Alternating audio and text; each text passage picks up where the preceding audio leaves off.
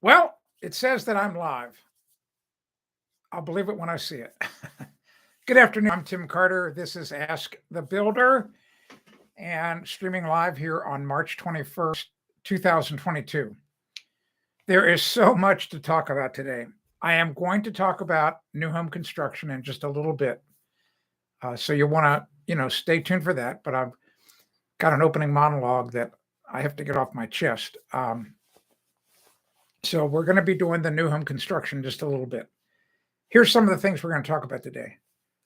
We're going to talk about the texting I did with my daughter in the last hour about how about this Long Beach, California Honda dealership is trying to take her to the cleaners. What snakes? Oh my gosh. I wish all kinds of bad juju magumbo on that company and all the people that work for them. Luckily, she's not. She did the right thing and walked away. I'll describe it all in detail in a minute. Fixed my truck brakes this weekend. We're going to talk about that. Golf League. Got the Golf League email overnight. So I'm playing golf every week this year. First time I've ever done it in my life. We're going to talk about how I use the internet, how I got some phone calls and emails from some moms who said I used the internet over the weekend to hurt their son's feelings.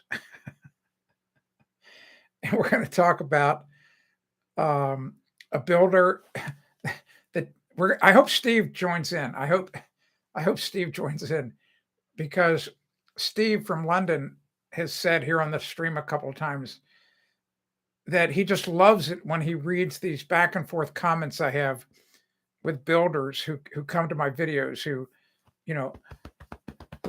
thump their chest about how their way is better. I took this one guy to the woodshed today. I got him so riled up. I do it on. It's like a game for me. It's like it's like I'm poking a bear with a sharp stick through the bars of a cage. It's sadistic. I'm sorry. Then we're going to talk about. I'm going to get a new computer and a new monitor, and I've figured out what I'm going to do with my new live streaming set. There's so much to talk about. Hi, Steve. How you doing? And also a new rule that we tried to do last week. It's called the polite rule. Okay, so the polite rule. The polite thing to do when you're watching really any stream, all the influencers and creators really appreciate this. If you would just check in, just go into the chat, just type hello. Yes, I'm going to see your flipping YouTube name. I get it, but I'm not a stalker. I'm not coming to your channel at 3 a.m. looking through the shades. All right. I'm not going to be doing that. So the polite thing to do is to check in. So check in and say hello. Simple as that. Nothing wrong with that. So Josh, Steve, great to see you here. Okay, I'm going to first rail on the salesman, and then we're going to do the new house construction. I mean, the old house construction stuff. It's a lot of fun because I had a lot of fun this weekend. My youngest daughter, moved to Long Beach, California about 2 weeks ago, and she has to buy a car, her first car. I sent her some videos to watch about how car salesmen most of them, not necessarily all, but many of them are just flipping snakes. It's horrible. It's horrible. So she wants to buy a new Honda. The price, get this. The price of the car on the sticker is $24,025. All right. They hand her a piece of paper to sign, $37,500.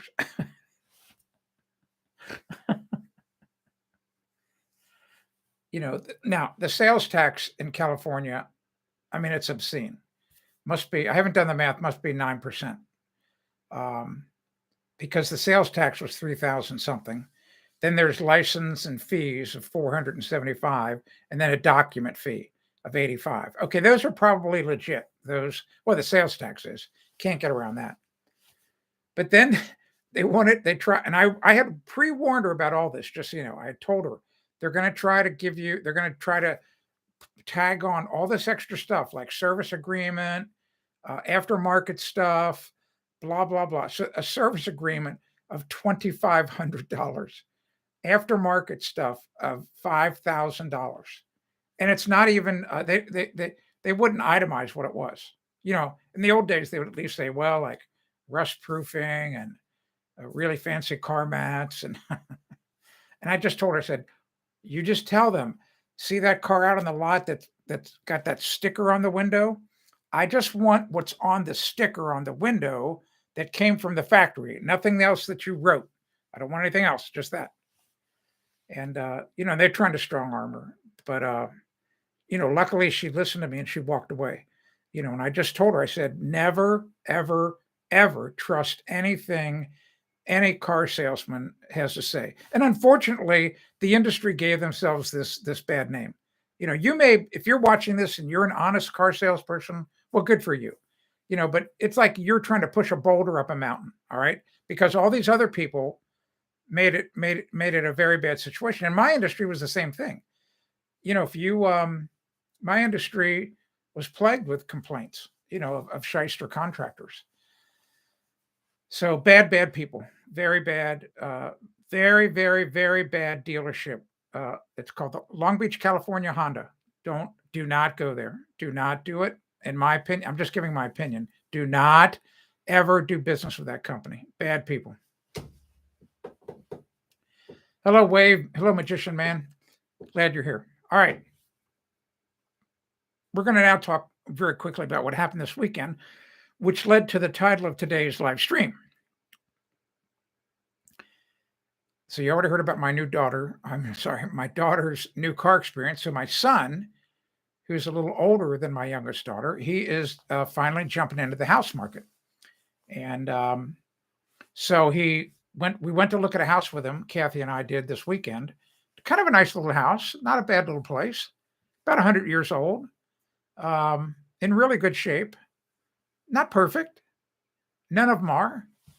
But, it's a great little starter house. I mean, the asking price, $380,000. I know, and here's the thing. I know in California that I don't even know that you can buy a shed for that. I mean, if you could buy a lot with a shed for $380,000. I've seen some of the houses out there, they're going for $1 million. And so my son, here's the deal. My oldest daughter, I wrote a column about this today, but I haven't loaded it yet. So I can't link to it. I'll link to it tomorrow. But my oldest daughter, she was young enough. Well, I was still building when my youngest daughter was growing up. I did not start Ask the Builder until she was, 9 years old. Yeah, that's correct. 9 years old. That means that when she was like in kindergarten, first, second grade, as often as I could on Saturdays, and I tried to do this before her brother was born, was born. I would take her with me I would work on Saturday mornings, and I would go to job sites, and no one else would be there, and I would just do some light stuff, not heavy, crazy stuff. And I would take her with me to get her out of her mom's hair, to give her mom a break, a much well-deserved break. And I always made sure that my oldest daughter was safe. I wasn't having her do anything dangerous. She would help clean up, but she would help me hold things and do things. And she learned a lot, But my two other children, by the time I transitioned to do this Ask the Builder thing, they were just toddlers, and my youngest was only a year old. So their earliest memories of me are sitting in front of a monitor. All right. So they must have thought I chatted online with babes all day, for all I know. Steve, good. Let me, or Michael Ortega, it's part of my job here in LA, Orange County area, to inspect and post these wholesale cars. Yeah. They flipping the Long Beach. I'll tell you what, Michael, if you're still here, Is there a flipping honest Honda dealer in the LA basin? Do you know who they are? Can you help me out so I can text it to my daughter? Is there one? I mean, do they even exist? You know, she's got her heart set on a Honda. So is there an honest Honda dealer? All she wants to do right now is just buy the car with the sticker, what's on the sticker. No other crap. No agreements, nothing. Just sell me the flipping car with what's on the sticker that came from the factory. I don't want any aftermarket crap, and I'll pay the sales tax and I'll pay the license fees, blah, blah, blah.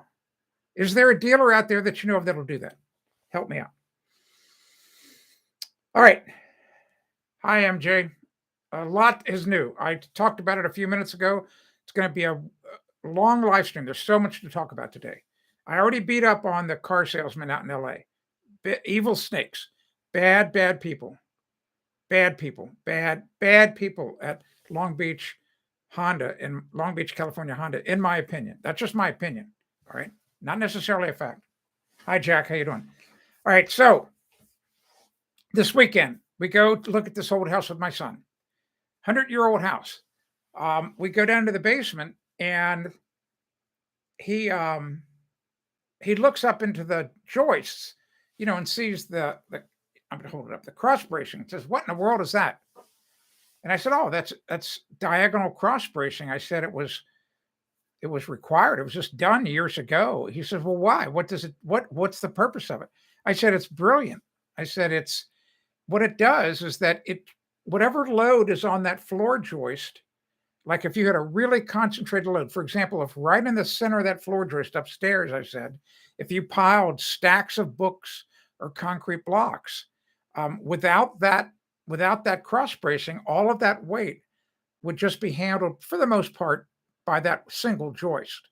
But I said with that cross bracing, it transfers the load to the joist on either side, and then that joist transfers some of the load to the one on the side of it." I said, "It's very, very brilliant, simplistic engineering."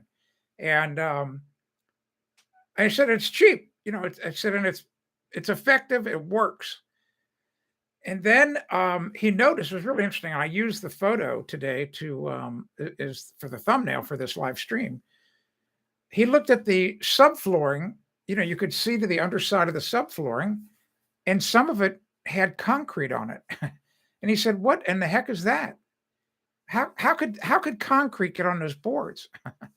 And I said, "Well, that's easy." I said, "In the old days, when this house was built, the first guys on the job site were the carpenters, and they got a load of lumber from the lumber yard, and they got a big pile of this 1x material, and they used that 1x material to make the forms to pour the footers, the footings, and then they used it to build the actual forms for the concrete walls."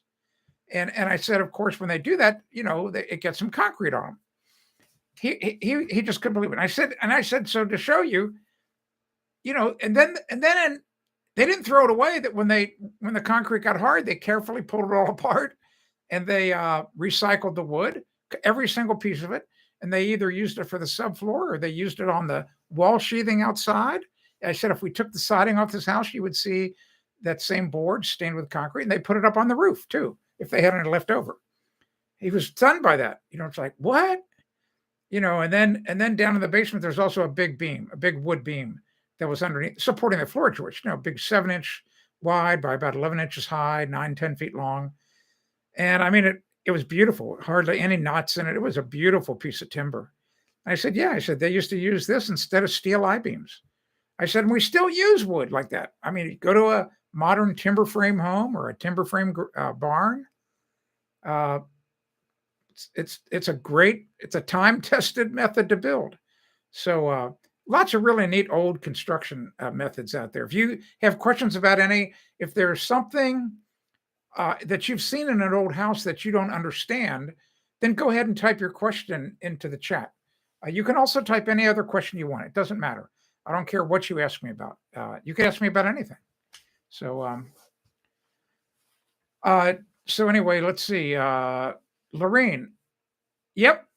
Hi, Lorraine. How you doing? Yeah, I know you're you're having a good time, and as well you should. I hope everything's going fine. I hope you got great weather. I hope everything's fine. John, um, not really. No, it's not. That is not the intention of the bridging. It's not to stop the joist from twisting. Even if one twists it, it's not going to ever twist completely on its side. It's to transfer the load to nearby joists. That's the primary purpose of that bridging. Yeah, it's all structural, not appearance. So twisting is just kind of an appearance thing. I mean, granted, if a joist completely twisted on its side, it wouldn't be able to hold much weight. But think about it. It would be really hard for a joist to twist a lot, really hard. There'd have to be something really going on inside that joist for it to twist. So if you have a question about anything, about any old house construction, I'm happy to answer it. And remember, we play by the polite rule here on the Ask the Builder streams. And what that means is you should be polite and you should check in, so I can say hi to you. That, it doesn't, lurkers are not necessarily a good thing. So you should check in. That would be the smart thing to do, in my opinion. But what do I know? I used to eat lunch for 20 plus years sitting on overturned empty drywall mud buckets. I mean, what could I possibly know?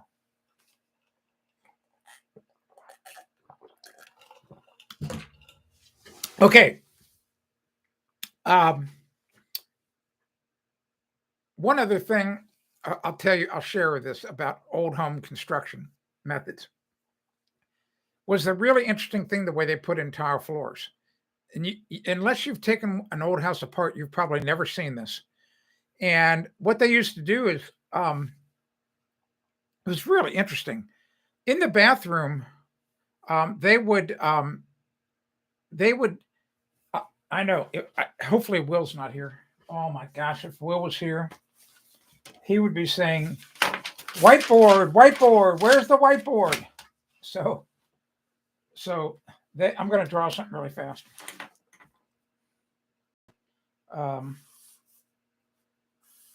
Bear with me. I'm drawing. I'm going to do it as fast as I can. They would do this with a hatchet. I'm drawing. I'm almost done. Bear with me. I'm almost done. Almost done.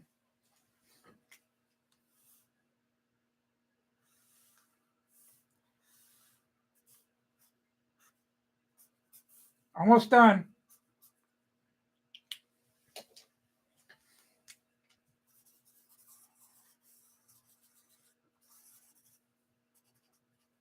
All right.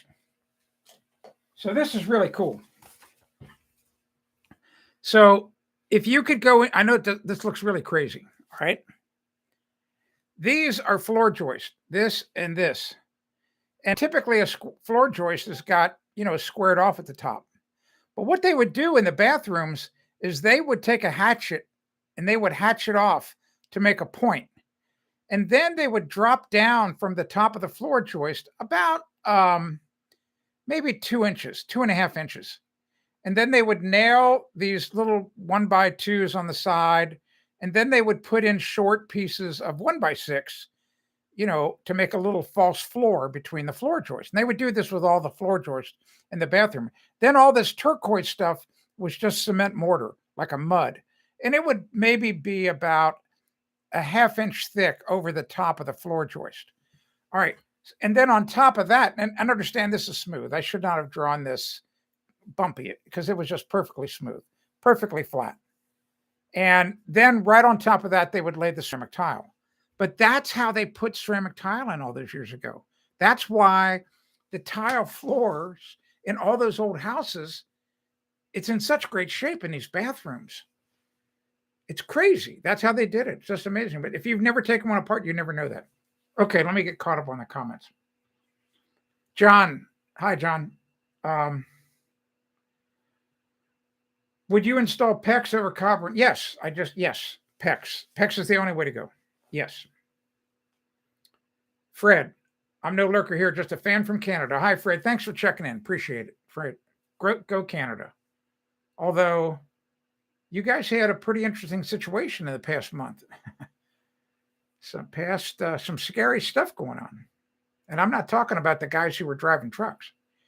All right. Hello, Don. Sunny North Minnesota. We had a sunny, beautiful day here in New Hampshire, buddy. I'm telling you what, I made a prediction that the ice was going to be out on my lake on April 1st. I'm wrong. Today's the 21st. I took a photo of it. This is why we use Discord, because I cannot upload photos here easily. I know I can use different streaming software and do it, and I'm probably going to switch to that.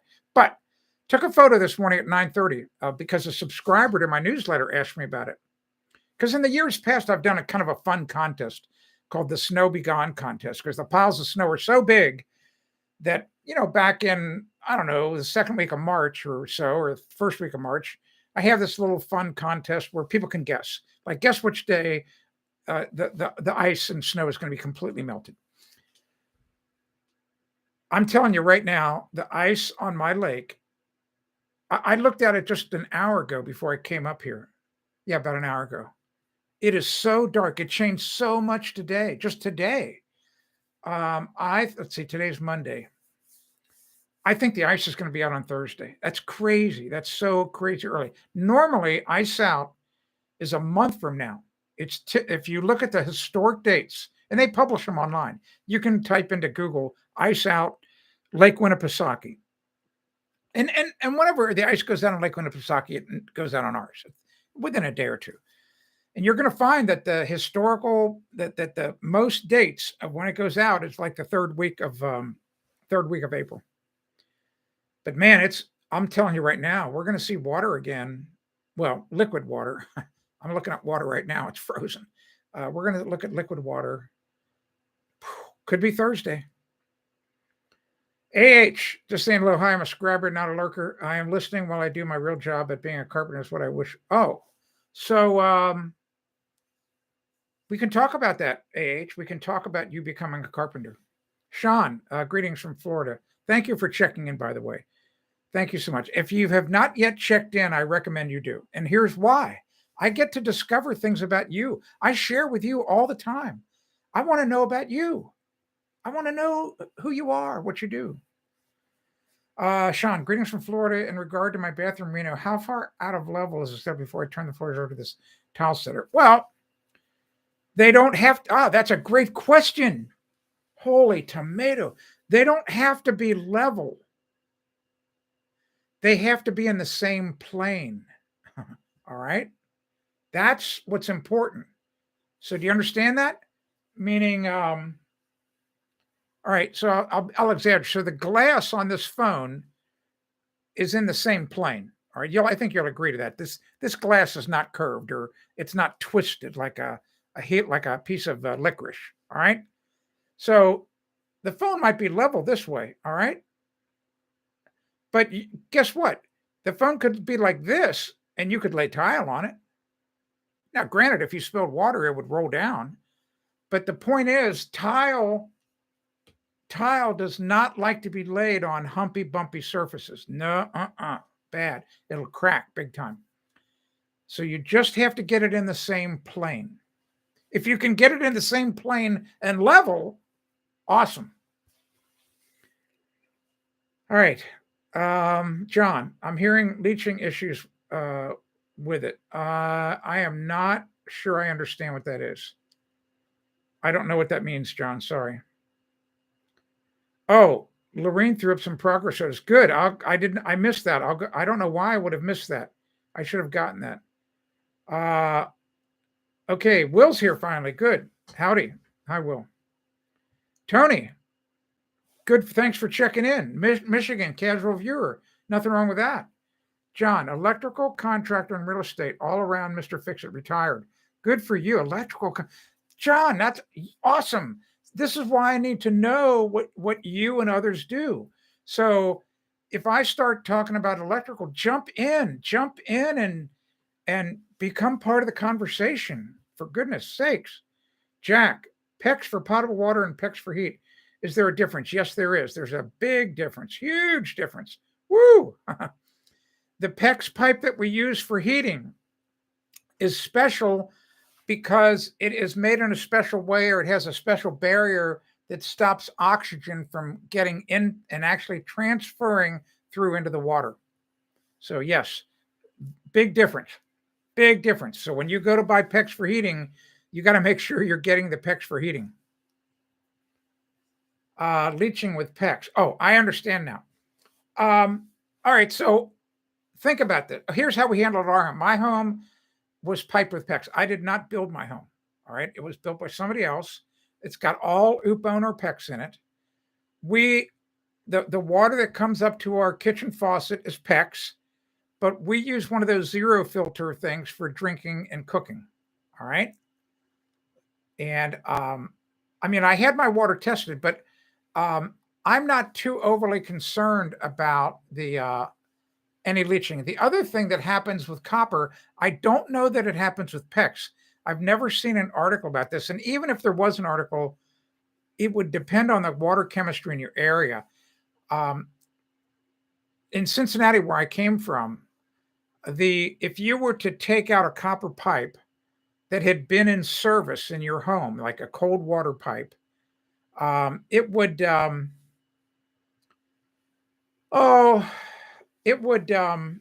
you would see a very, very fine lining of calcium, of lime on it, so that it wouldn't be exposed copper. So there's really no copper probably leaching because it can't get through that calcium. I don't know if that happens with PEX. That would be an interesting thing to know. But I'm not worried about it because like I said, we filter our water for what we drink and what we cook with. I don't care about the water that's, I shower with.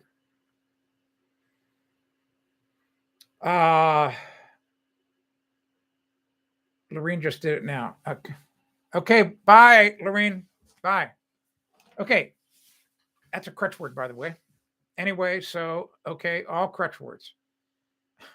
You say you have your own crutch words. My sister, who I'm estranged from, in a typical conversation would say about 1,000 times. And you use crutch words when your mouth is going a little faster than your brain. And you use a crutch word to fill the void. It's best just to not say anything. Don't just pause. People understand a pause. If you have a question about your home, I don't care what it is, ask it. It doesn't matter. It doesn't have to be about old house construction methods. It could be just like Jack was asking about PEX. Those are all great questions. Hello, Vanessa. All great questions. I don't know that there's a bad question. While I'm waiting for you to type a question, about, whatever you have wrong with your home or whatever you need help with, I'll tell you a quick story about what happened this morning at overnight.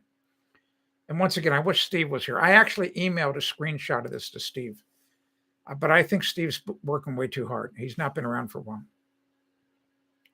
Steve is a regular viewer, lives in London, and he's known about me. Oh my gosh, 10, 15 years maybe. He's followed me from England. And he was so excited to learn that I was live streaming where he could then chat with me. I actually got to talk to him on a Zoom call about 2 months ago. Very exciting. He told me how he'll watch my videos, and then what he really enjoys is in the comment section where a builder or a contractor will make a comment, and typically their comment is they're saying that I'm some old goat and that I don't know what I'm doing and that they have a better way. That's the like overarching statement. So it happened overnight. Some contractor was watching a video of mine that I recorded maybe 8 years ago, right up on the hill there, and I was showing how to put an anchor bolt in. And he was saying that he had a much better way, basically, blah, blah, blah.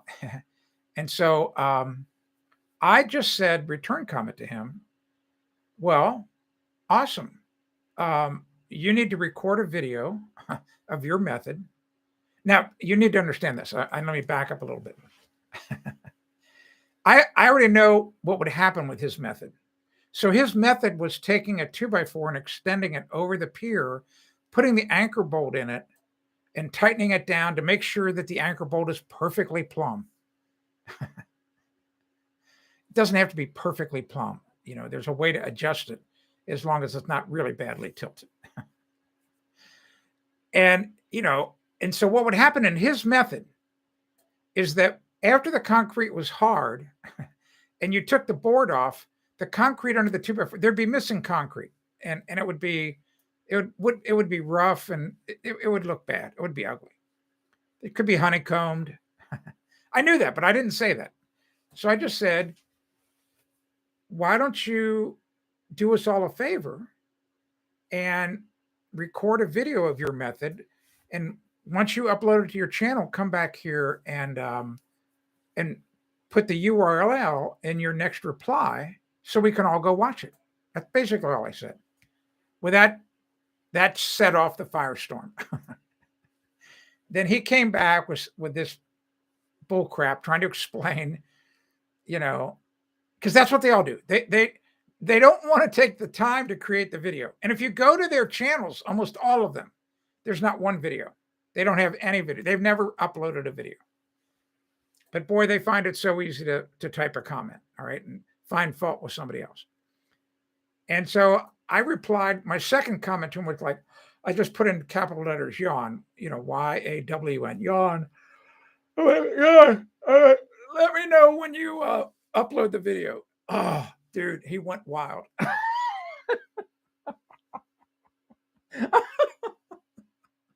And then what I usually do is at some point they come back, and he did. I then answered that, told him he was a chest thumping. You have to understand, this is a game for me. I'm probably going to go to purgatory for a while for this, although I have a lot of indulgences saved up. Anyway, that's a crutch word. But it's a sport for me. Like, some people like to hunt. Some people like to play ping pong. It's actually a sport for me to aggravate these contractors, because I know how to amp them up. I know how to get them to go off the rails. And I got this guy to go off the flipping rails, man. He responded with this huge reply. And I'll be honest with you, what I do, like, once I take them so far, like once I get them wrapped around the axle, then when they do reply, I delete it. I'm allowed to do that. You know, it's my channel. I can do whatever I want. So I have the last say. It's just like Rush Limbaugh. Have you ever, you may not agree with Rush Limbaugh. You may not have liked him. I listened to Rush Limbaugh for years because he had been doing radio, I don't know, for a decade before I started my radio show. And I used to have to drive to Chicago to do a nationally syndicated show. And I would listen to Rush. I didn't care about his politics. Oh, I got to get this call. All right. I'll be right back. This is really important. This is the daughter in Long Beach. Yes. Hello. Yep. The one that I just called, they said that the MSRP is like $23,000, and then they have only like 2,500 aftermarket add-ons. I've called multiple places. They all said they're doing the aftermarket stuff just because the way the car market is right now. Okay. They said no, Honda Electric is not doing any. But the cheapest that I found, she said all of that would be like $26,000, and then also taxes. So like that's the best I've heard so far. Well, then that's it. If that's what it is, that's what it is. So yeah. Go do it. Yeah, and she also said that, you know, in person they can negotiate a better price. Okay, good. Then negotiate hard, but do not sign anything until I get to see it. Okay. Promise me. Do not sign it until you let me. Okay. Yeah. I know. Yeah, I know. I just love you so much, and I don't want you to get screwed. That's all. Simple as that. Okay. Well, yeah. Then go to that place and get the car you want. All right. Okay. Bye. All right. I'll fill you in a little later. So anyway, I got that guy all riled up. All right. Let's get caught up. A lot of comments to get caught up on. Ooh, a lot of comments. Vanessa says, can we magically make a basement room greater in size? No. Well, no magic way.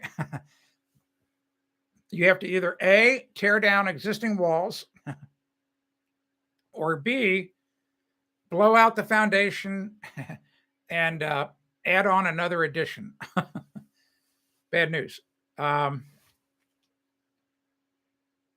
Vanessa, and I say the young have a lot to learn. Yes, they do. So did we when we were young. Hello, S. Benitez. Hello again. Hello to you. Sean, are you a fan of epoxy setting all anchor bolts? No, no, not at all. No, I don't. I mean, in other words, I've only used that in a situation like here on my front porch where the concrete had already been cast. I mean, I would use epoxy if the concrete is already hard and you have to drill into it to make the holes for the anchors. But I would never epoxy it. I would never pour a foundation and then epoxy in an anchor bolt after the fact. It's so much extra work. And also the pull-out. In other words, a typical anchor bolt, even the cheap ones for foundations, they're L-shaped. So whatever the pull-out force to take one of those anchor bolts out of concrete versus one that's put in with epoxy, are you kidding me? You have to do everything right with epoxy. You have to do everything right. And most people don't. You know, they just blow with a little blower to get all the dust off. Are you serious? Have you ever tried that? This is where I marvel at people's lack of critical thinking skills. And I'm not saying that you have got it, Sean. I'm not saying that. So here's the test always. So you may see the instructions on epoxying anchor bolts in. Okay, drill the hole, blah, blah, blah. Use a little puffer ball or compressed air to get all the dust out. All right. Have you ever gone into your room, a house that's dusty, and I don't care how much compressed air you put to blow dust around the room, like to dust off a shelf. I mean, it'd be a joke to do that, but you could do it. And then after you blow it off with, I mean, really high pressure compressed air, is there still dust on the shelf? Well, of course there is. You can take your finger across it and there's still dust. So do you think doing that little puffer ball in the hole is going to get all the dust out?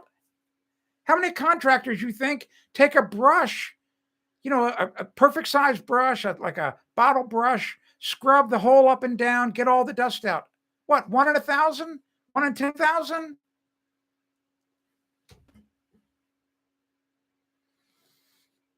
All right, let me get caught up. No, yeah, Vanessa, 1842 house. Espinitas, I want to replace my boiler and water heater for 1 unit only. Yes, I have that same thing. You shouldn't be too concerned. I don't think. You can go to supplyhouse.com right now. Supplyhouse.com right now. Buy a Noritz, Noritz,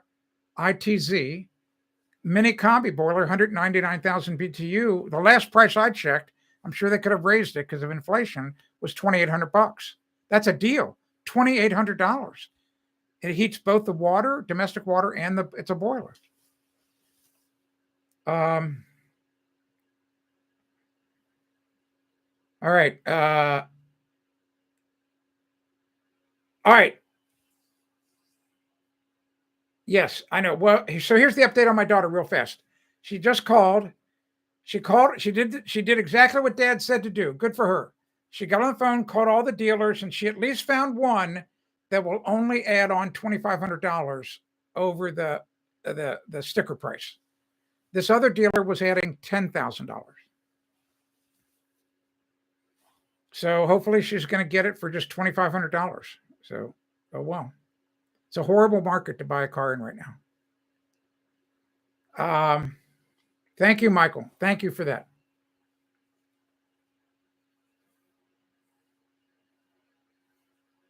They're going to try just to keep on denying, waving that. Yes, it's horrible. Flipping snakes. All right. Will you spot? No spotting anybody, any cars. I don't have an old Ford Ranger. Vanessa, basement, tunnel system in the backyard with bunker. Yes, you can do that. Bunker, stupid idea, in my opinion. Just my opinion. All right. Yes, I know you can help teach critical thinking. Good. John, vacuum the hole. Well, no, vacuum's not going to get all the dust out. Vacuum will not. You have to mechanically think about how you dust something. How do you dust a shelf? You take a dust rag and you wipe it with your hand, or with a vacuum attachment with a little brush thing, you run that across the desk. You cannot, if you just, that's how you do it. But that's that mechanical movement is breaking the bond of the dust from the shelf. But just simply blowing on the shelf or having the vacuum over the shelf a half-inch away is not enough.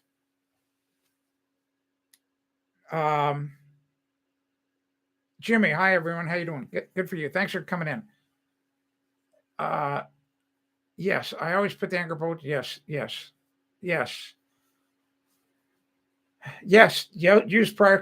vehicles. The price is crazy. It's crazy. Donnie, is this a typical wall? Tyvek, OSB, fiberglass, poly, sheetrock. Yes, that's pretty much typical. If so, how thick is poly and should the seams be taped on? So that's a great question. It's probably too late for you to do it because you have to do this in the framing stage. What we did at my daughter's, the thickness of the poly is not that important. It's just that it has to be a really high quality one. And here's what I did at my daughter's new home.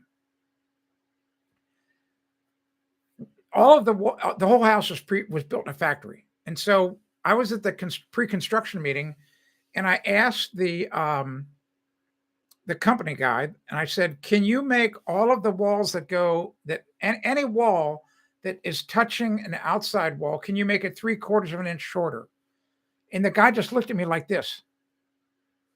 Like, what? He goes, yeah, of course we can. I said, good, do it.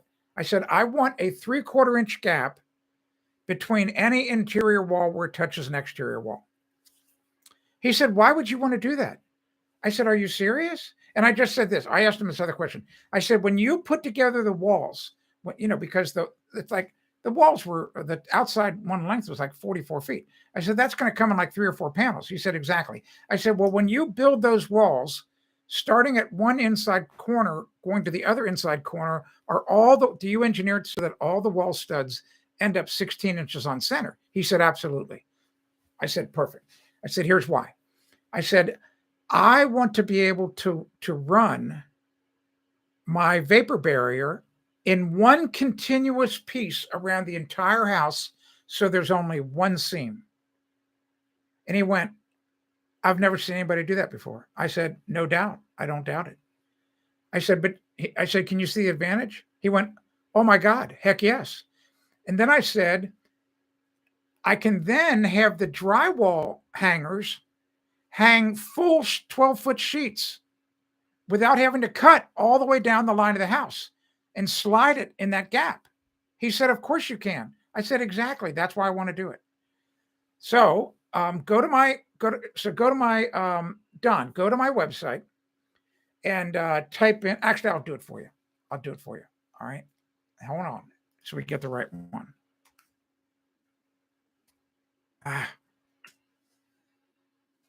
Hey, come on. I don't want to do that. Come on. Oh my God. Everything's so slow today. So I'm getting a new computer. Come on. I'm getting the column for you if I can ever get to the flipping website. Jeez, Pete. You might be able to do it faster than me if you go to my website and type in insulation installation. Say that 5 times fast. Woo.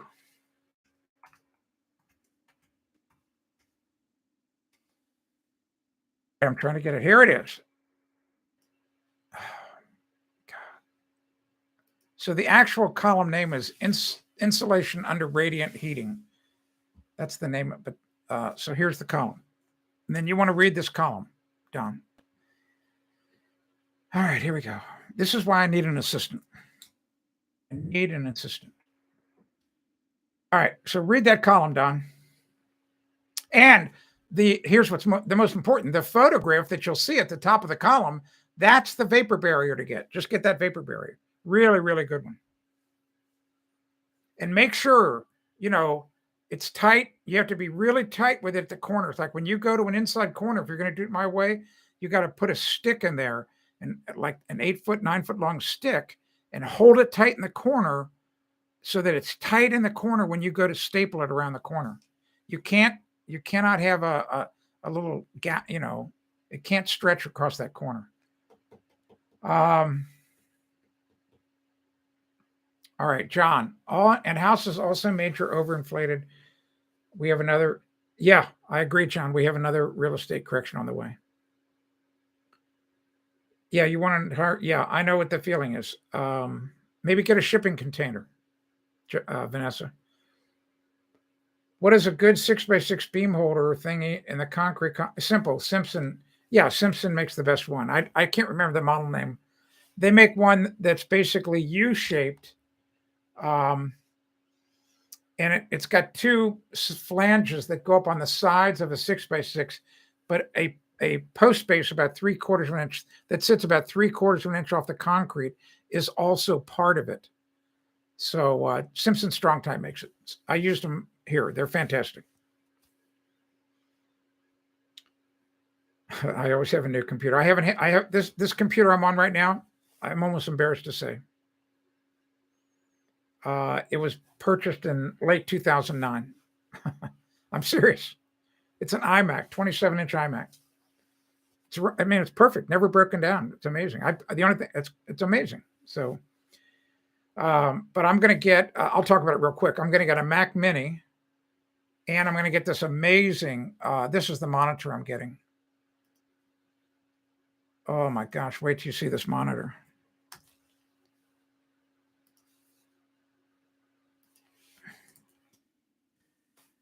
So you ever go? That's the monitor I'm going to get. The Mac Mini, I'm getting the best one they make. In other words, 16 gigabytes of RAM and 2 terabyte solid state hard drive.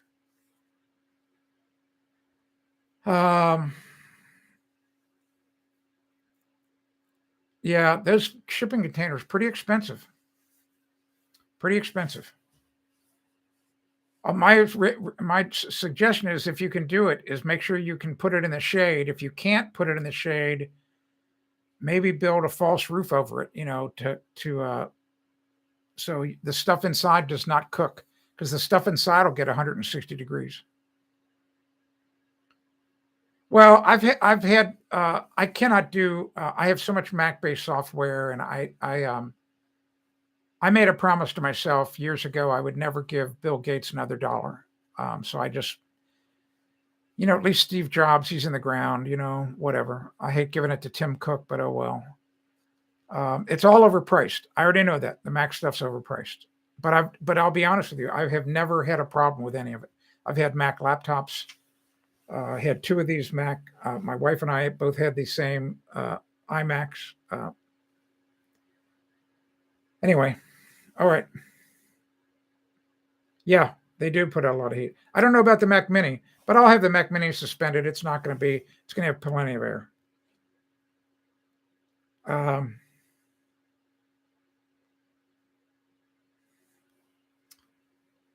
Jimmy says, one time used 40-footer high cube was now 5,000. Yeah, I know.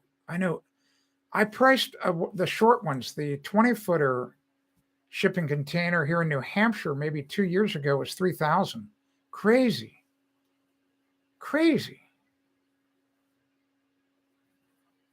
I mean, for that kind of money, Jimmy, you're exactly right. I could build a really nice, think of what I could build the same size, just out of wood, and very secure. Someone would have to break in with a flipping sawzall. I could build a fantastic shed. Mac Mini. So Steve says Mac Mini is great. Okay, good. Yeah, it looks fantastic. Anyway, I just I'm probably going to order everything tomorrow. And then what I'm going to do is, right behind this door, I've decided, I'll tell you this right now. So right behind this door, I'm going to start on it this week as well. I'm going to make the new streaming place right there. I'm going to buy I just priced with my son, fantastic HD webcam for just $150. I forget what the brand was. It's a very top brand. And then I just have to buy some good lighting. And I'm going to go to a fabric store and get a big piece. I don't need that big of a piece. I mean, you can see on the screen here, I only need a piece maybe 6 feet wide. I wish Lorraine was here. And by 8 feet long, I'll measure it. But I can buy a piece of fabric and I can put it on on a 1x3, tack it on really well so it's nice and taut. And then behind me have this beautiful piece of green thing, and I can do green screening. So I can have really all kinds of neat backgrounds. So that's the plan.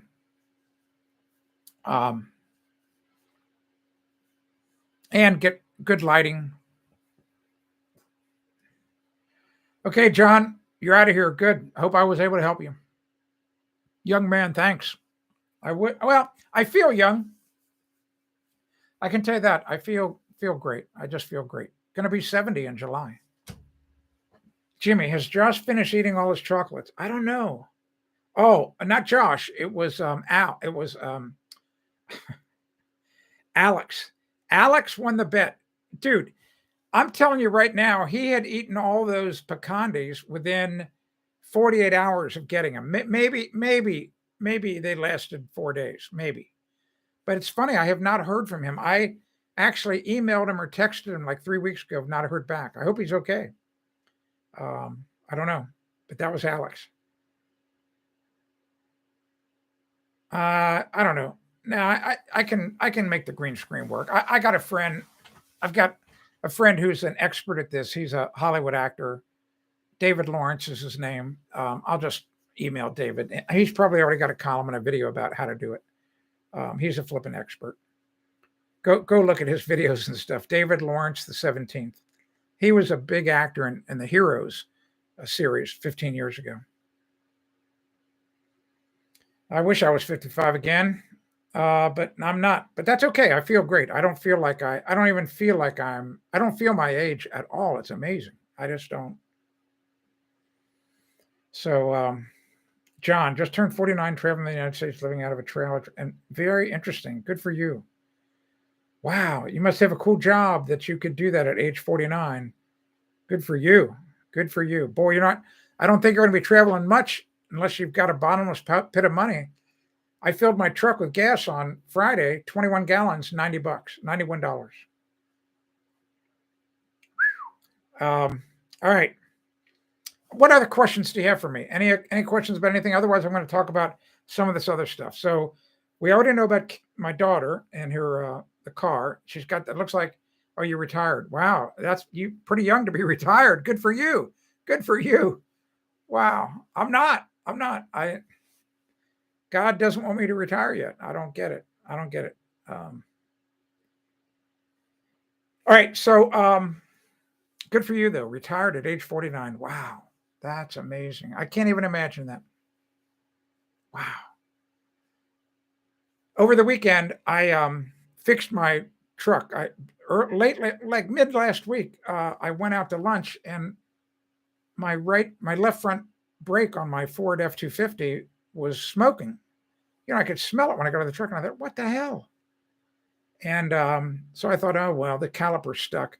To make a long story short, the one auto mechanic I go to for the more important stuff, he had told me, he said, look, old brake lines on those Ford trucks, they have a problem. And we're not talking about the little metal brake line that comes from the master cylinder to each wheel. We're talking about the flexible brake line that goes from the metal line to the wheel, to the caliper.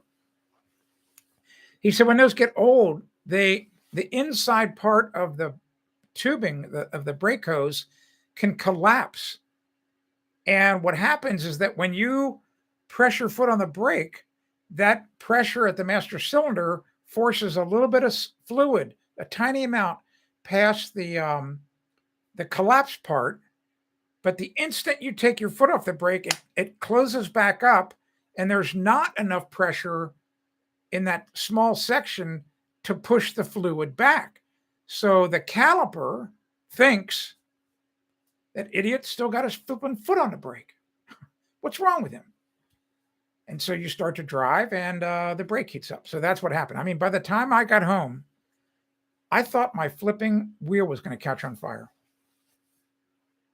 So I called that afternoon, got the caliper, got the brake hose, the new brake line, got a bottle of fluid, and I thought, well, you know what I'm going to do? I'm just going to put the new hose on, see what happens. So it only took about it takes longer actually to get the flipping truck up in the air and support it and put the jack stand under it so it doesn't crush you if the jack fails. Take the wheel off, then it does, and put all that crap together. Then it does to actually make the repair. So I had the repair done in maybe 40 minutes, and went out and test drove it. Didn't stick. When I got back from the test drive, both wheels same temperature. So I think I fixed it. I like working on my truck, and I have no trouble putting new rotors on. I have no trouble replacing calipers. Some friends of mine go, like, "Are you crazy?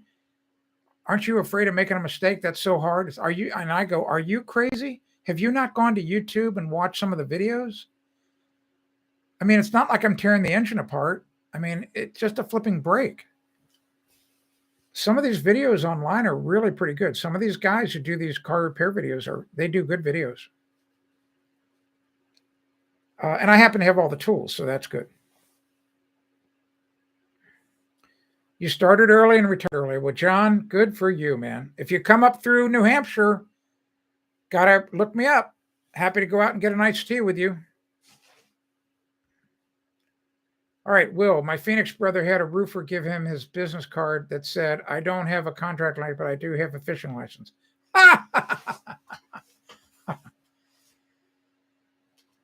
Dance fan Fords are highly edible, but they are cars in general now. Cars, they thought it would be good to go eco like this. No, well, here's I got some bad news.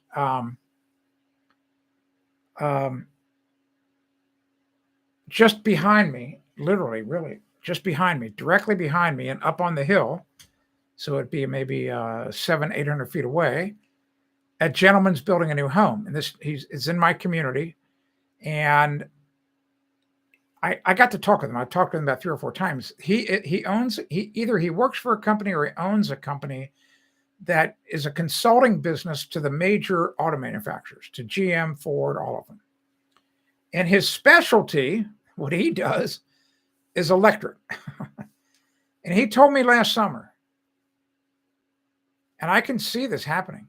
He said, "Tim, believe me when I say this, in the next 10 years," he said, 10 years from now, it's going to be very hard to buy a vehicle with just an internal combustion engine.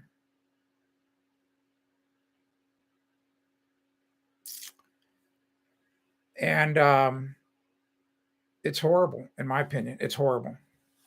So Kathy and I've talked about it. If anything, I mean, I get it with the whole electric thing, but the price of where people are going to get hosed on those things, it's just like, in my opinion, the power tool. The power tool, I saw this happen 15 years ago. And I mean, and you have to understand, battery operated power tools, oh my gosh, they're 40 years old. I think Makita was the first manufacturer with a battery power tool. They had a battery, a 7-volt, I think, about 7-volt little like drill, like nut driver. And my heating and air conditioning guy, who was my best friend, passed away 2 years ago. You can read about him on my website, Richard Anderson. Go to my website, type in Richard Anderson. He had one.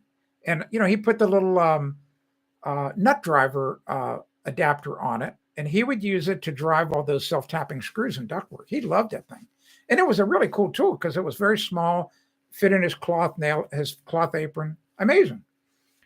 But huge trend over the past 10, 15 years, all these tool manufacturers going cordless. I'm telling you right now, I can see it happening. It's very, very hard to start to find corded tools.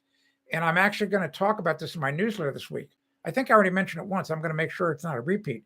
But I'm telling you, you should go out and buy a corded circular saw, or buy a corded router, or a corded whatever, you will never regret it. Because what these tool manufacturers, they've become battery businesses, in my opinion. They're going to start making their profit on the batteries. It's like the razor blade companies, remember? Gillette will gladly give you the flipping razor for free. They just want you to keep buying razors. Well, that's the same way the tool manufacturers are. I mean, look at what the price of some of these replacement batteries are. It's out of control. And you know those batteries are cheap to make. Come on, if you've ever seen what they are. I'm just telling you, you better buy a corded tool. You'll never regret it. I've got a bunch here. I've got a corded circular saws. I've got them all. So anyway. All right, Benitez, see ya. Don't retire. I'm not. It doesn't look like I'm going to retire in the near future. I can tell you that. I mean, I don't have to work really hard each day, but I'm still working. All right, let's see what else I have on my list. Excuse me for yawning.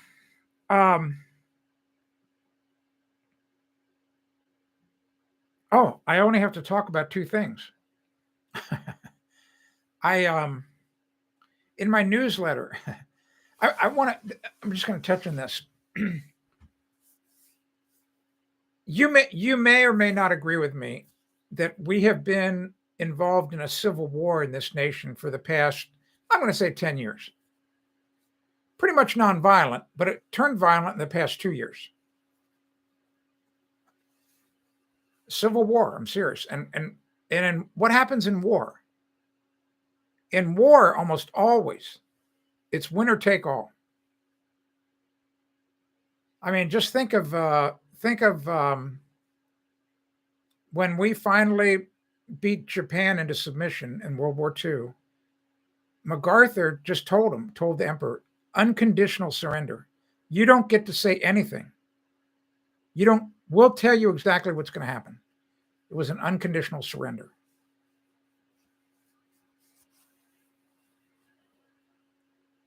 That's where we're at in the nation right now. That's why it's so divided. It's horrible. All right. So it even comes down to the level of my newsletter. And then I need to preface this. I know, Will. I know what you're going to say. Whiteboard. You can even just do the acronym WB. Whiteboard.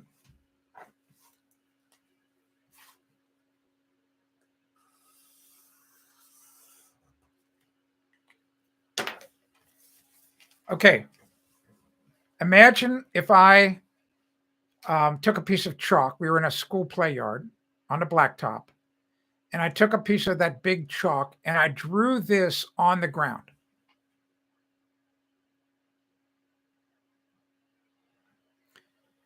And then imagine I would tell two students to stand on either side of it. I would have a student stand here and a student stand here. And I asked the one student, what do you see? And the one student would say, what? I see the number 9. And the other student would say, what? I see the number 6. But they're looking at the same thing.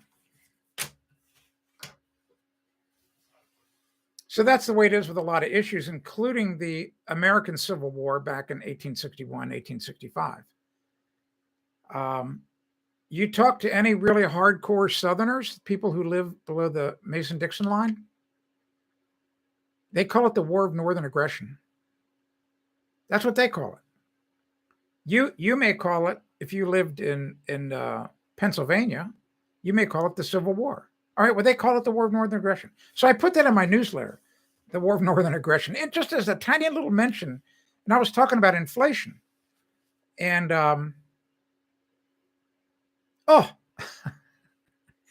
some of the email I got, oh my gosh, yesterday. It upset some people so much they unsubscribed. Think about that. They weren't even part of it. And I'm titled, and you have to understand, I'm calling it the right thing. In other words, half the people in the nation at the time called it the War of Northern Aggression. The other half on the other side of that line called it the Civil War. And these people get so upset because they take a political connotation out of it. They unsubscribe from the newsletter and cut themselves off from all of the tips of mine. That shows you we're involved in a civil war. That's how bad it's gotten.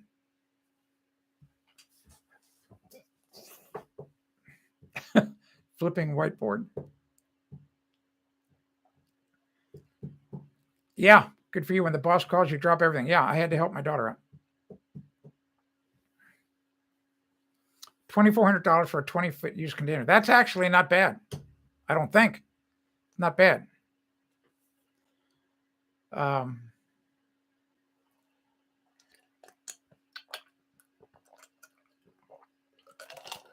Okay.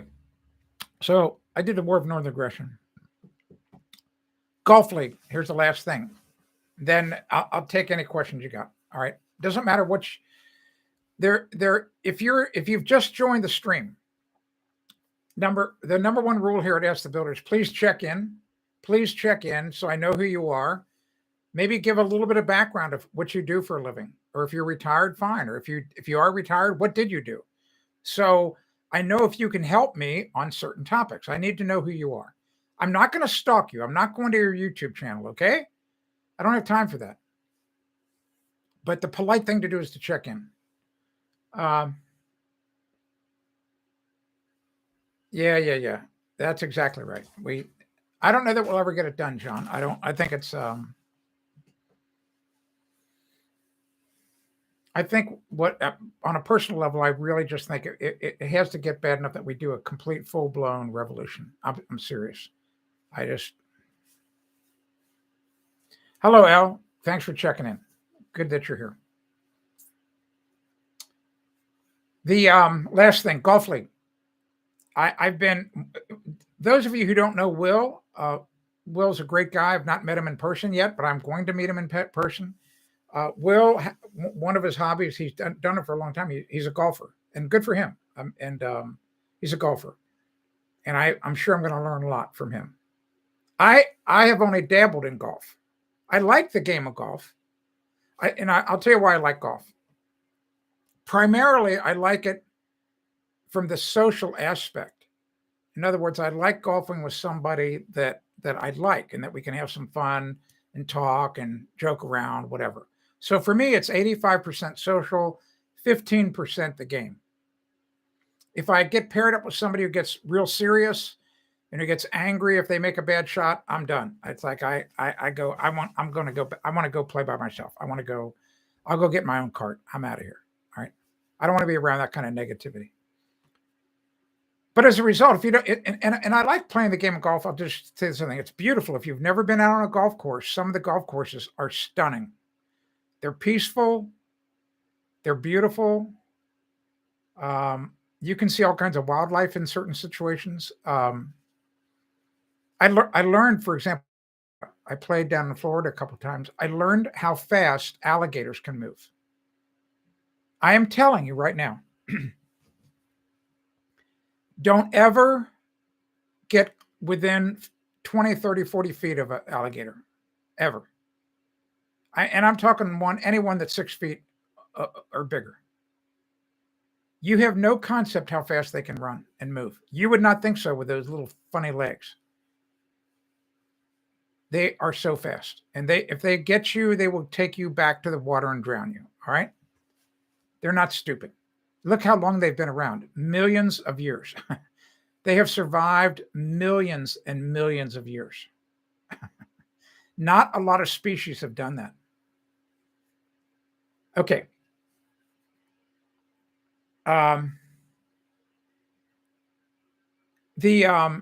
So golf.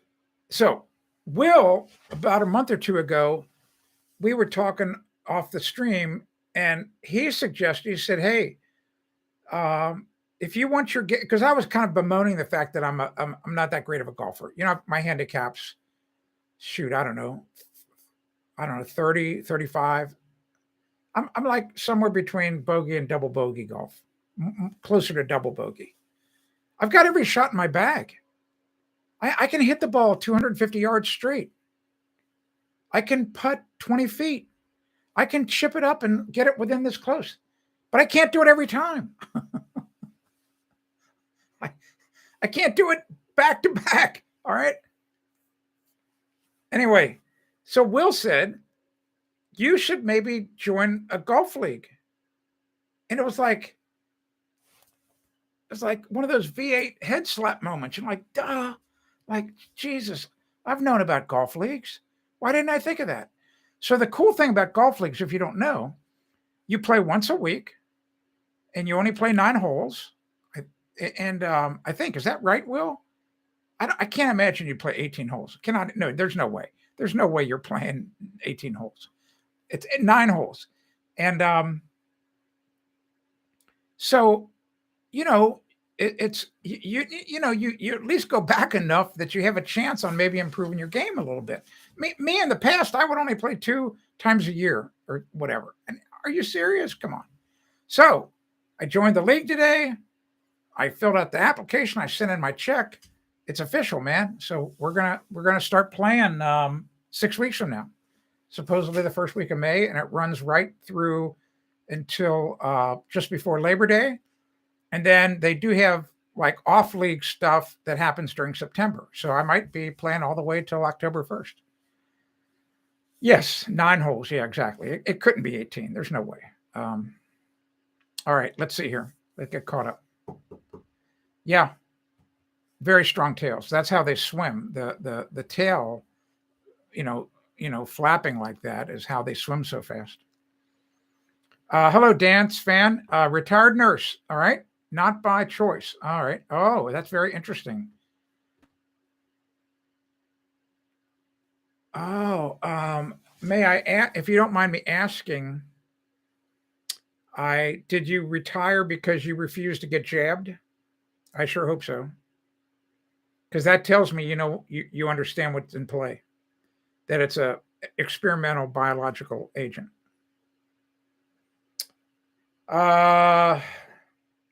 They are a horse running, standing up. Yeah, alligators are so fast. You have no idea how fast they are.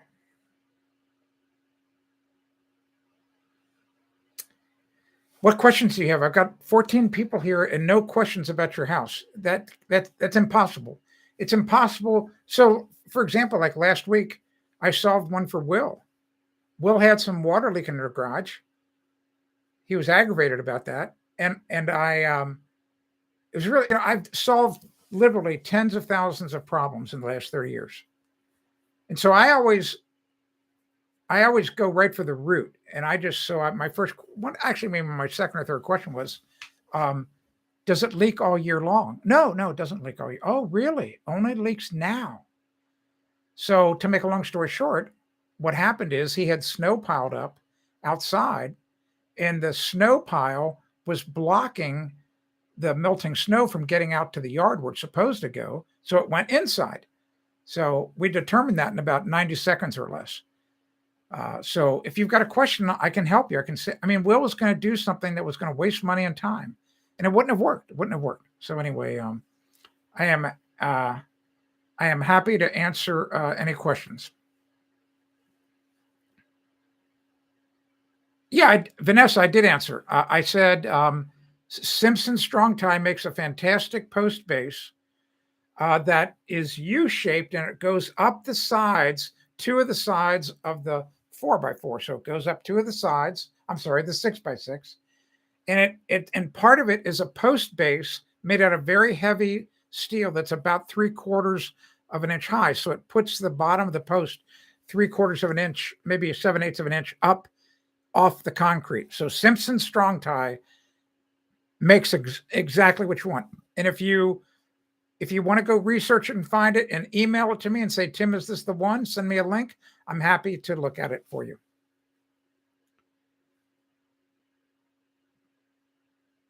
Got a call from Brother Jim. No problem. Go to your brother and talk to your brother. Family is the most important thing. Close friends are second. That's all it's about. Family and friends. That's it. Anybody other than that will always stab you in the back, or just they'll kick you to the curb so fast, faster than an alligator could run. Simple as that. Yes, post base. Yeah. So just Simpson makes a great one. I've got them right here on the 3 posts that support my deck out back. So good product, good company. Any other questions that you have? Any questions? Otherwise, I might be getting out of here. It's a beautiful afternoon out there. Might go out and get some fresh air. Start to maybe work on the thing across the door. I should make some really good progress this week on getting set up to have a studio out there. Make really good progress. I'm kind of 50-50 going so far as to about from this wall away to another halfway down the attic. You have to understand this garage attic is 40 feet long, 40 feet. I'm inside an attic truss. These are trusses, and it was an attic truss. Brilliant. I mean, a smart move by the builder and homeowner. But the garage is 40 feet long, maybe 45. My son, when I built this wall right here, see this wall? This wall is only 7 feet away from this window wall. I wanted a small space up here. I thought I just wanted a cozy space. I didn't want to take a lot from the storage. And my son said, "Dad, you are making the biggest flipping mistake ever." He said, "You need to make that room 14 feet big. You need to make it big." And I said, No. It's going to be fine. I told him he was right. It should be big enough to have a recliner in it. It could have I have got this beautiful flipping, it was custom made just for me. It was made, gosh, it's so hard to believe this. It was made 20 years ago.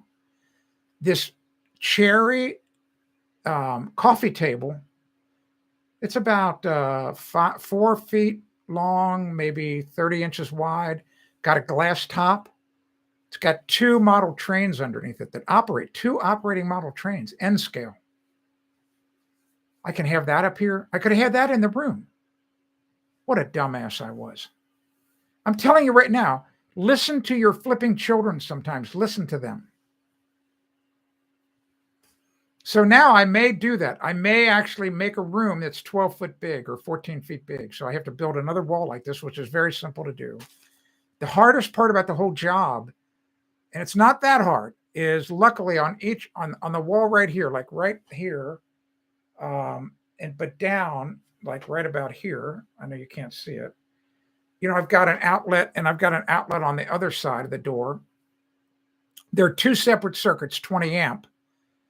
So I could tear out some drywall on the other side, kind of get into the box.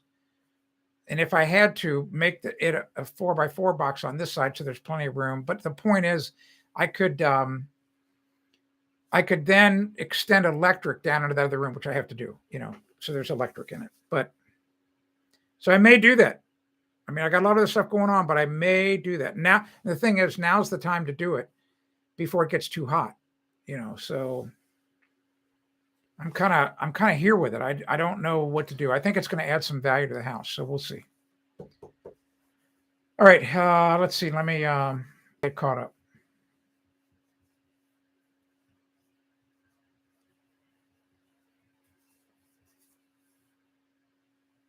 Yes, go to ask them. Yes, go to Ask the Exterminator and about your vole problems. Absolutely. Dance fan. Heard you talking about Ico shingles. Yep. Okay. You knew that there was a class. Yeah, but it was. Yeah, you're not going to get anything. You're not going to get anything from the class action. They sent me a check for.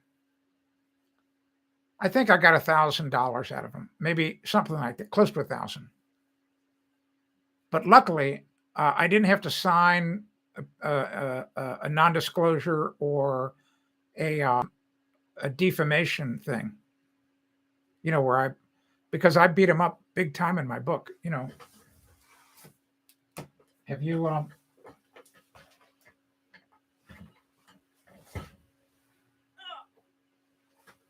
If you've not read my book about the Ico shingles, you should. So there's a picture of them. It's a really thin book, really simple. This is like a 1-hour read. You can go to roofingripoff.com. So roofingripoff.com, and you'll see right there. It's a real simple website. You'll see a word free. So click that and read I give you 3 or 4 chapters for free. Go read them. Go read the 3 or 4 chapters. You're not going to see any money from them. You're not going to get any money. So you're wasting your time. Just if you're going to put asphalt shingles back on, you have to do what I tell you to do in the book. All right. So just go get the book. You can buy a PDF copy from me on my website. Jimmy, flipping runs on the family. Dad gave it to his son. That's exactly right. All right. So, all right. I'm going to get out of here. I'm going to go enjoy the day. I worked pretty hard today before the live stream. Got a lot done.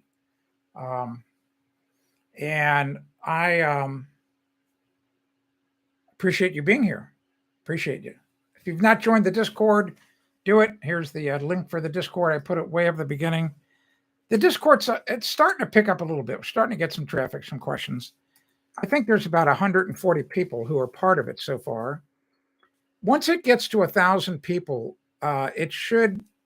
we should be close to critical mass, and there'll be people helping people. And, that's what I envision, that you and someone else are going to have a conversation there, and then I'll jump in if and add some salt and pepper to it as well, to add something to it. But it's a great tool. You can upload photos. It's a great tool. So join the Discord. What else can I answer for you? I'm going to give you, it's like last call. If you've got a question, it's just like at the bar. Last call for alcohol. So if you've got a question, now's the time to ask it.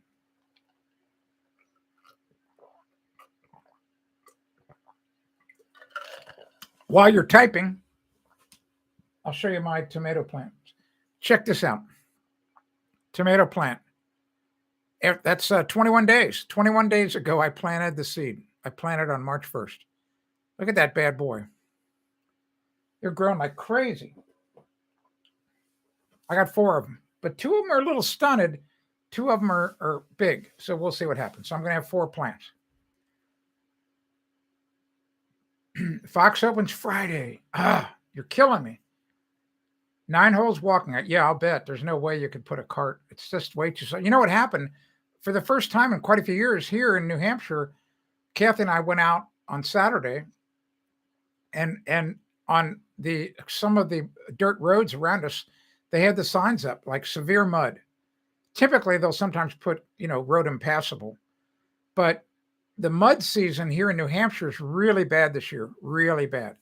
And I finally found out why. I had never understood. Well, I'd never thought it through. And I'm blaming my own critical thinking skills for not thinking about it. Some years, mud season's not bad. Other years, like now, it's horrible.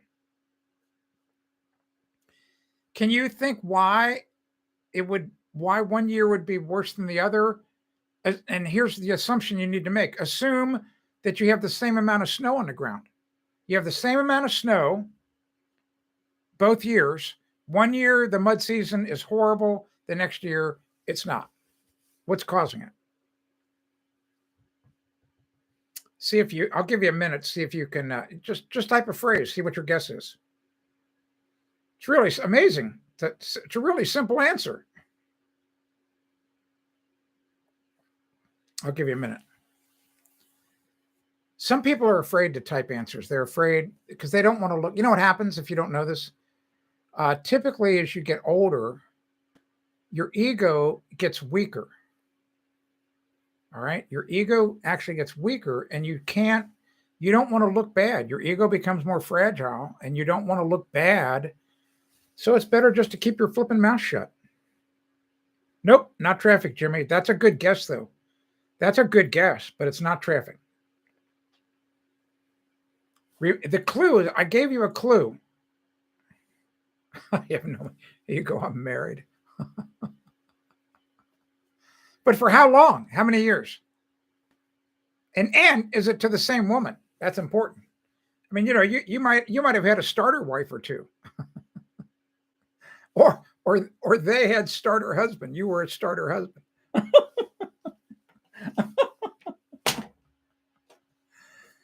The son, Don. Okay, Don, you're indirectly right. All right. Good guess, though. Here, I'll tell you what it is. It's the rate at which the ground thaws. So it's if the thaw happens too fast, here's what happens. Understand, and as a just so you know, this is what I majored in college. I mean, I'm a geologist. All right, understand that almost all the ground everywhere is like this. All right, I'm trying to do it. It's like this. Do you see what I'm doing? It's tilted, right? In other words, on a grand scale, all of the land is tilted until it gets to the ocean. So Mother Nature's got this battle going on. Erosion. She's trying to erode the land. It's constantly being eroded, and she's trying to put it all back into the ocean so that there's no land anywhere. All right, that's the plan. But she also keeps making land, and mountains are growing, blah blah blah. All right. Here's what a lot of people don't know about water. I actually specialize this in my geology classes, hydrogeology. That's hydrogeology. What does hydro mean? Water, right? So hydrogeology is the study of groundwater. In all soils, and specifically in the topsoil, water is constant. Think about this. So if you have a sloped surface, like this phone, sloped hillside, and you've got some topsoil here, like if the thickness of my phone is the topsoil, you have water. If it's raining or it's a wet season, water is constantly moving through the soil. It's moving down through the soil. All right. Well, it can only move so fast. There's a lot. It's running into it. It's hard. It's hard for that water to move through the soil. It would prefer to move on top of the soil. All right.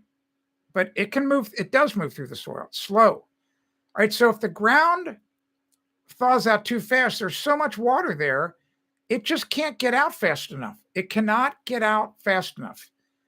And so the ground just becomes super saturated, and basically it's like quicksand. I mean, that's what quicksand is. It's super saturated sand.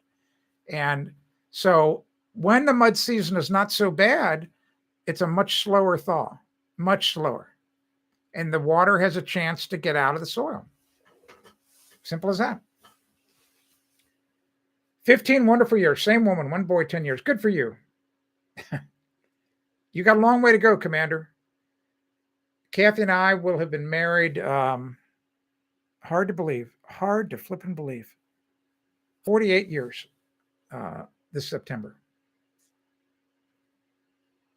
What a great woman. All right, I'm going to go. I'm out of here. Thanks for being here today. I should be here tomorrow. Don't know what we're going to talk about. Always open for suggestions. Thanks for checking in if you did. Go to the Discord. Link's right up there. Be sure you sign up for my newsletter. I put the link up there before, but you're making a mistake, in my opinion.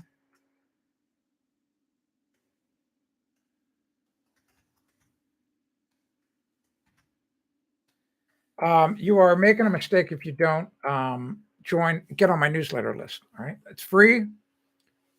And who knows? I may hurt your feelings. Wait till you see what I'm putting. Here's what you need to do at the very least. If you're watching this, I swear to God, you have got to sign up for my newsletter and wait till you see what I'm going to put in this Sunday. I'm going to piss off some people again. You know what? I don't care. I don't care.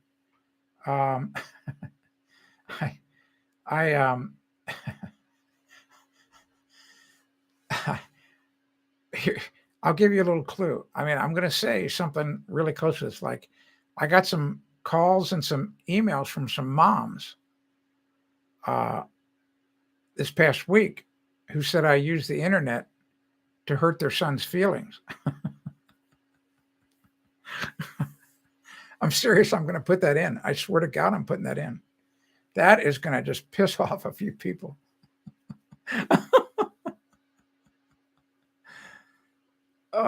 52 years. Wow, Will, good for you. Jeez, oh Pete. You're welcome, Steve. Clint Eastwood, yeah. My wife Kathy told me the other, I don't know, a week or two ago. She read Clint Eastwood lives out in Carmel, California. I've been there. It's a really neat oceanside. It's probably, I don't know where Carmel is, 1/3 of the way up. I got to go to my daughter here. I got to take care of hers. Anyway, Clint Eastwood still pumps his own gas. You can just go out to Carmel. He's just like you or I would pump gas. What a nice guy. Hello, Steve. How you doing? Steve, I have to go for a second. I got to go help my daughter. So hold on just a second. Maybe I can do this with texting. She's texting me, so stand by.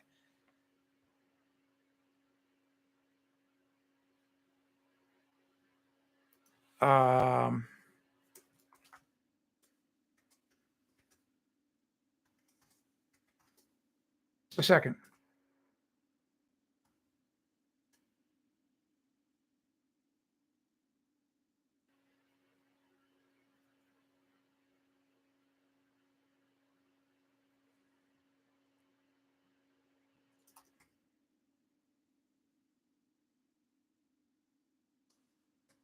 Just a second. I'll be right back.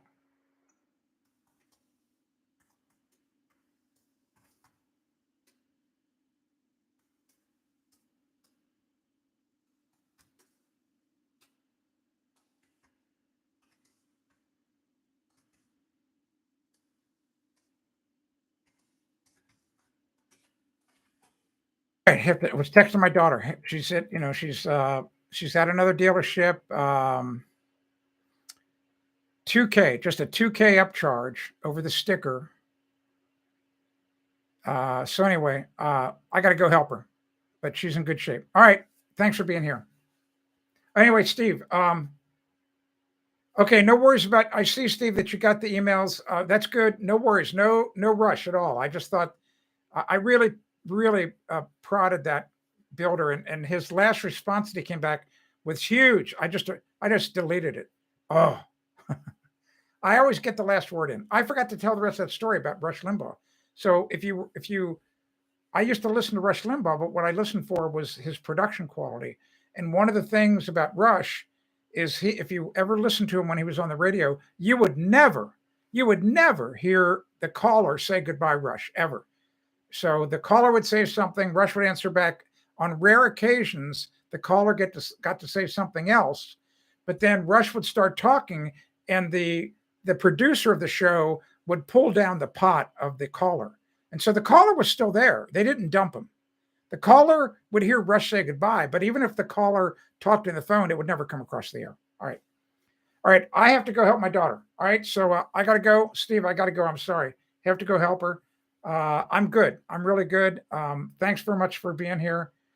Okay. Hope that you get back early in the week. I got to go. Got to go help my daughter. Bye.